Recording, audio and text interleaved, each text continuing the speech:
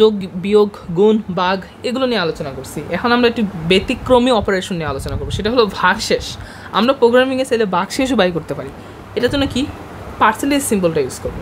তো percentage symbol use করলে আমরা ভাগশেষটা পেয়ে যাবো। আমরা কি বলতেছি 10কে 4 দিয়ে ভাগ করলে ভাগশেষ কত হবে? আমরা জানি 2 হবে।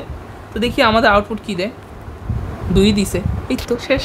এটা খুবই সহজ। এখানে 4 না হইয়া যদি 3 হইতো তাহলে কী হতো, ভাগশেষ কত হইতো 1।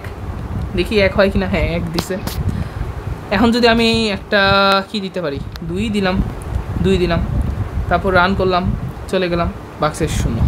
তো এটা হলো একটা ভাগশেষ অপারেটর। এটার নাম কি? এটার নাম হলো মডিউলাস অপারেটর, বা মডিউলাস না, এটাকে মডিউলো অপারেটর বলে। মডিউলাস তো হলো একটা আলাদা জিনিস। এটার নাম কি? মডিউলাস না, মডিউলো অপারেটর। আমি পেস লাগাই দিছি, এটা আপনারা মনে রাখবেন। মডিউলাস না, মডিউলো অপারেটর। কি অপারেটর? Modulo operator.